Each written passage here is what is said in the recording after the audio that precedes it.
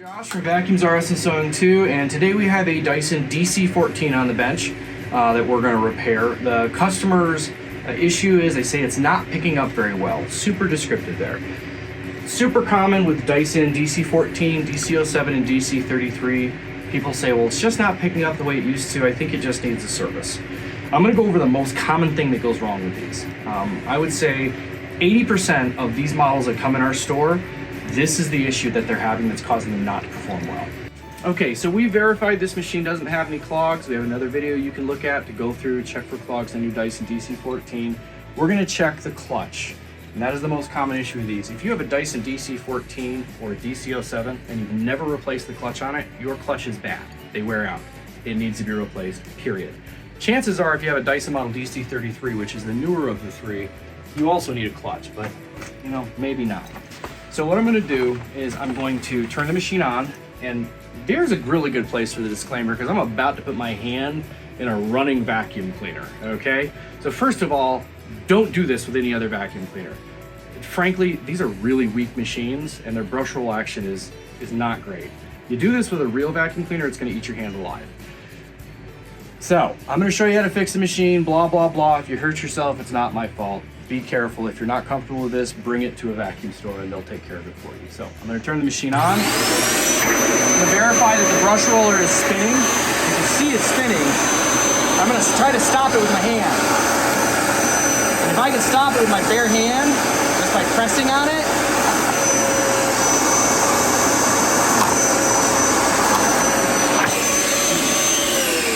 the clutch needs to be replaced. So what's happening is when this brush contacts the carpet, the tension from the carpet is slowing the brush down and either completely stopping it. In this case, this one has some life left in it, so it's not completely stopping the brush, but it's slowing it down dramatically. And contrary to the baloney that James Dyson would feed you, suction is not the most important factor when you're talking about cleaning your carpet. The effectiveness of your brushes. So most Dyson customers come in thinking my suction is low because that's what James Dyson says matters. And the reality is their brush rotation has actually decreased because their clutch is going bad. So if you're able to stop it with your hand, you need a new clutch. If you stop it with your hand and you hear a loud clicking noise, that means you have a new clutch and you're okay. It makes a horrible noise, and I'll do that actually when we're done with this, and you can hear what a good clutch sounds like when you do that. So we're gonna swap the clutch. I'm gonna take the can off. The easiest way to work on these is to take the can off. If you have a work area that is waist level, that works out really well. You can flip the machine over. I'm gonna go ahead and unplug it. Flip the machine over, and now you have access to everything you need down here. So there's another thing, and this is a cheap fix. These hoses right here on these models of Dysons are actually springs, as well as obviously a dirt pathway. And what the spring does is it will actually apply pressure to this so that it keeps flat on the floor. Once this thing is all worn out like this, what'll happen is it doesn't keep good contact with the floor, and that will also affect your cleaning as well. These are not that expensive, and we always replace these on these older models like this. It actually makes a big difference. So we're gonna do that at the same time as we're doing this clutch. They pop out pretty easily. I'll pull this valve out of the way. These pop out relatively easily. There it goes. A large flathead will take off your bottom plate right here.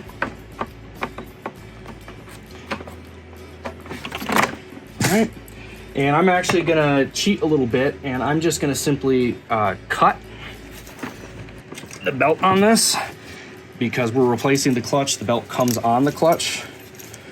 So I'm gonna go ahead and just cut this off so we can remove that. And here's the tricky part, particularly if you're working on an older DC07, they get very brittle. So this gray housing, these little teeth right here that hold this in, this right here is relatively small and they are quite brittle. So I've seen a lot of different ways that people try to mitigate the possibility of breaking these. Some people spray a little WD-40 in here to kind of get it to pop out a little bit easier. And it's usually this side that breaks. Usually this side comes out okay. It's this side that breaks. I need a bigger screwdriver. That'll work. I personally don't use WD-40 because then I have to clean it up. I just throw in a little bit of isopropyl alcohol, which gets it at least moistened.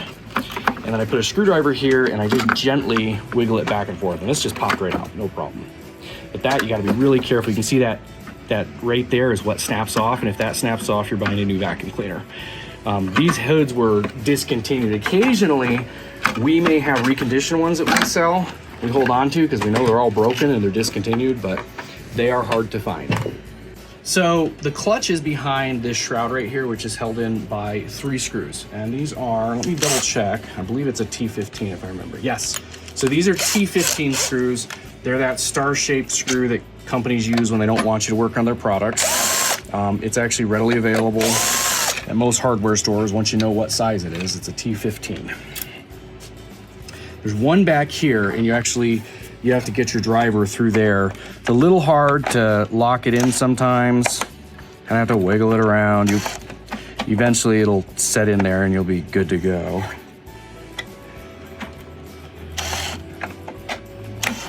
There we go, got it. So I'm gonna pop it out now. And my screw is still in there. It's really hard to get that screw out of there, even with a magnetic tip. Careful not to lose it. So one thing to be aware of, there's a metal rod inside of this, right there. And there's a little hole that this pops down inside of down there. It kind of helps to stabilize it. Occasionally, this metal rod will actually pull out and stay in the body of the machine. So check if it's there or if it's down there. So now we've exposed the clutch. It's right here.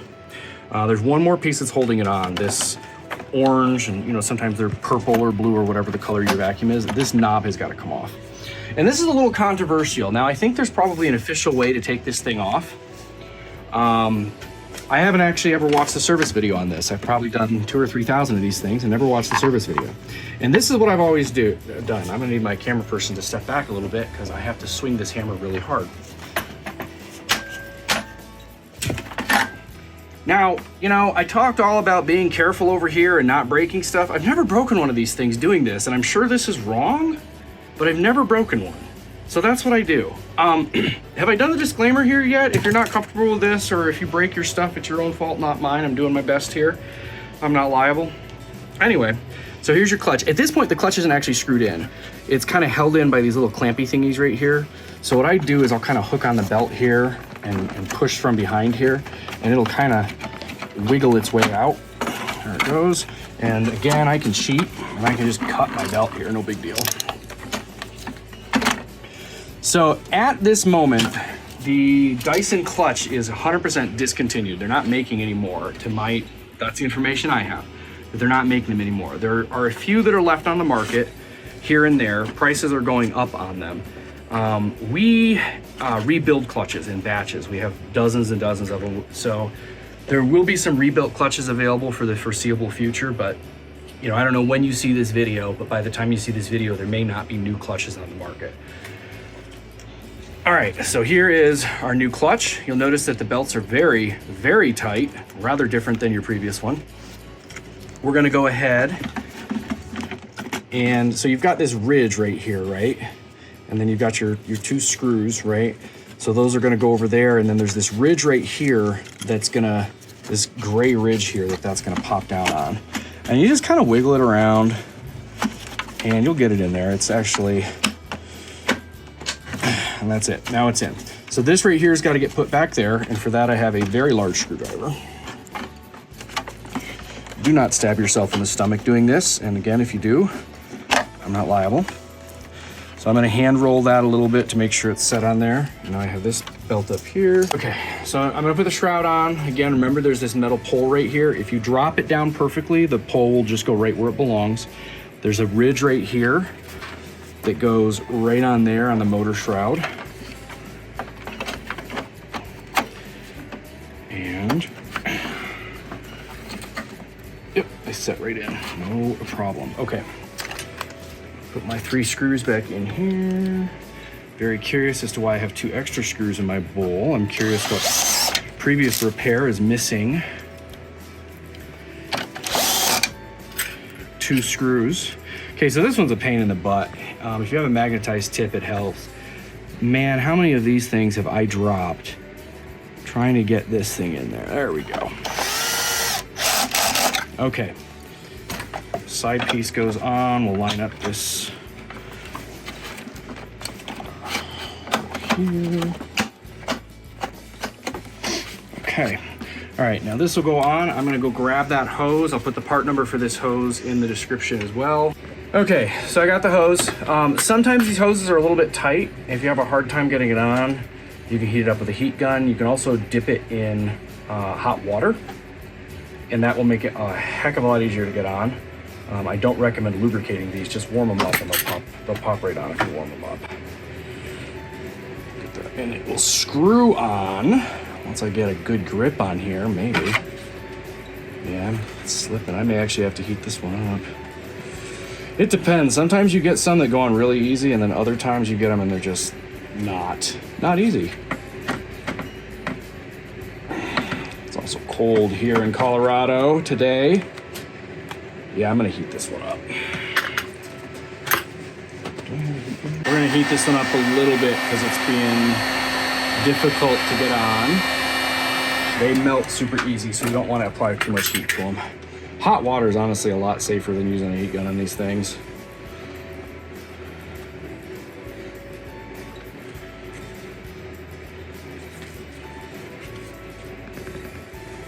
I actually misthreaded it.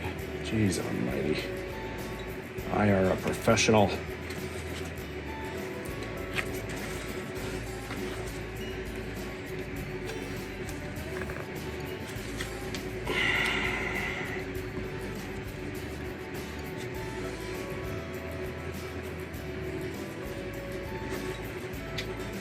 There we go, now we got it. Okay, there we go. So we'll snap this in. Again, we're gonna be real careful, make sure we don't break that. And this right here will now press back on here. It's a little tight to get it on. You'll know when you get it on because it'll clip. There we go. Now you can see what I was saying, how that's a spring.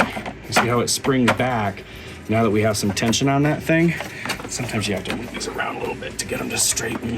Yeah, just like that. And you can see how that thing actually applies tension to the to this.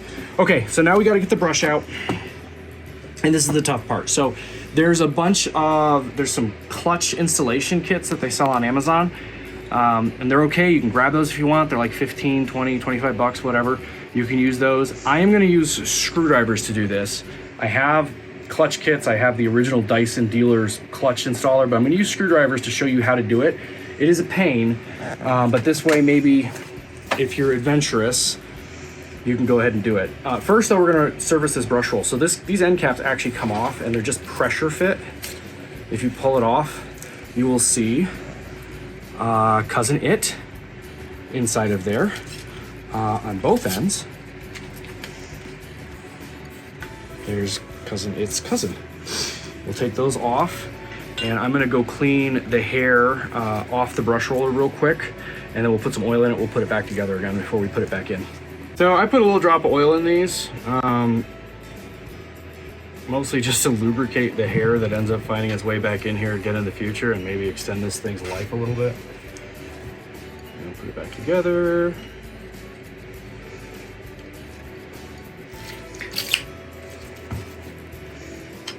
Pressure fit this spec. So these, you just kind of push them together and then kind of turn them so that they're generally in the right place. And then you fit them in there. Okay, so here's the tough part, as I alluded to. Here's my great big huge flathead screwdriver. Okay, so you got to get down there and you got to hook that belt out of there somehow with your great big huge flathead screwdriver.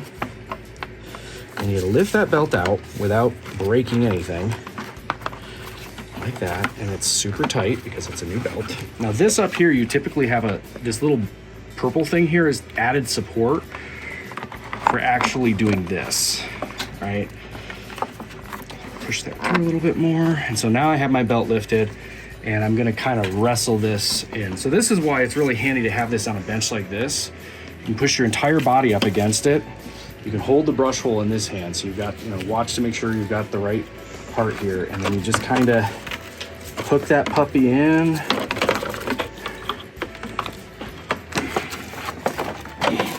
Now, if you're not convinced that you need to buy the clutch installation kit, yet.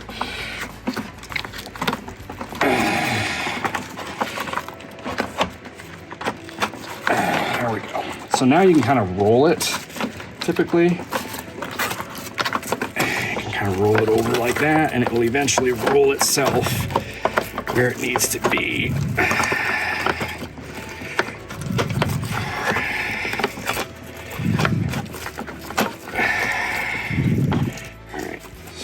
Lift a little bit. Should be able to snap this. Roll it a little bit more. Lift and snap into place. And Shazam. So, it can be done without the tool with just a flathead screwdriver. Not particularly easy, but if you're trying to save 15, 20 bucks, there you go. I don't know. You always run the risk that you're going to damage the clutch doing that.